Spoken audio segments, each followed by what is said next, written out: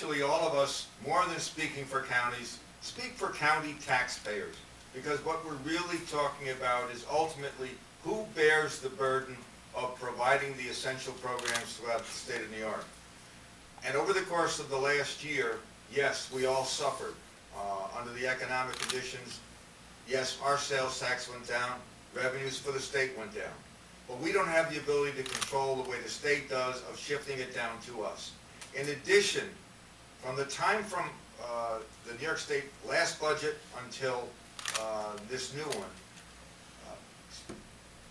from the time of the beginning of the year, and they made their corrections, our economy went down, so we lost sales tax revenues that represented $12 million.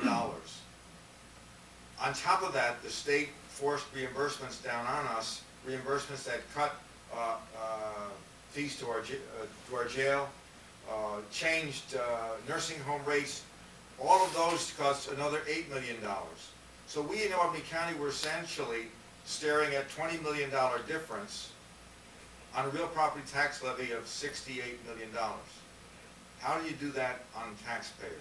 Taxpayers who are now struggling, and most of us know well, the most regressive tax, particularly for those living on the margins, those retirees or living on fixed incomes, the absolutely most regressive tax is the real property tax.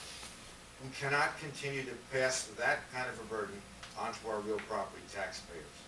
And as Kathy Gimeno noted earlier, those individuals who are struggling, those who depend upon our services of public assistance, Medicaid, food stamps, and the like, are increasing. Those individuals are struggling as well. So at the very time that we are, one, having our local revenues go down with sales tax, greater demand for services, the state of New York has over the last year imposed added burden to us. They cannot continue to do that.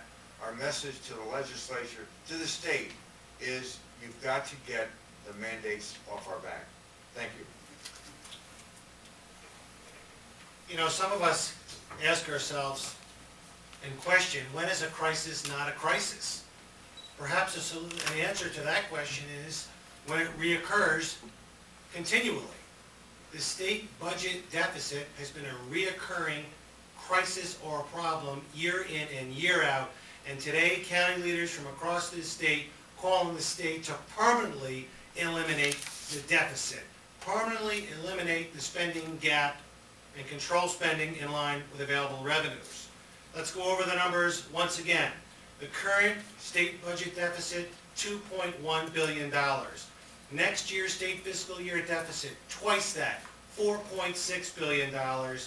In state fiscal year 11-12, $13.2 billion. Finally, in 2012-13, the year when our pension costs are 24% of payroll projected, that state budget deficit is estimated to be just shy of $20 billion. So clearly, county leaders calling for no cost shifts today and calling on the state to control spending.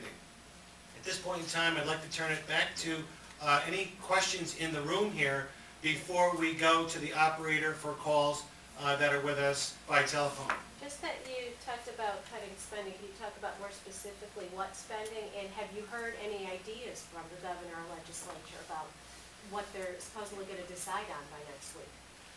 For those of you on the line, the county executives, perhaps some of you would like to respond to this question from a reporter in the room here asking what types of cuts have we heard, or what types of expenses should be cut to address this deficit? Anybody want to answer that? Okay.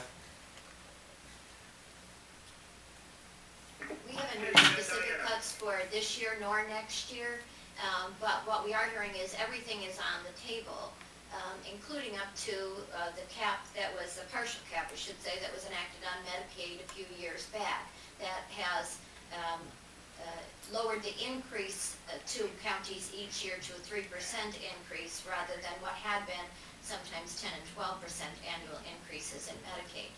Should that cap go away, should any cost shifting be included either in the adjustments to this year's budget or in the next coming year's budgets, it will mean a shift to the property taxpayers in the state.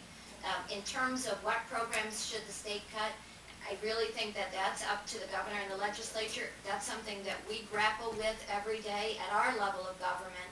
We know what our constituents are looking for, what the priorities are. We know what revenue we have and what it is that we can provide service-wise with that amount of revenue. The state needs to have a very similar discussion. How much revenue do we have and what can we do with that revenue? Not how can we be everything to everybody. So you're saying that you've heard they might rescind that partial cap? We've heard that everything's on the table, that they are looking at everything. Let's go to Ed. Diana, did you want to comment from Orange County about that question? I did, Steve. We think a couple of areas that certainly the state should look at is certainly EI and special education of children. The counties pay the entire bill. In Orange County, it's close to $20 million now that we pay in those two programs. But we absolutely have very little say at the county level on the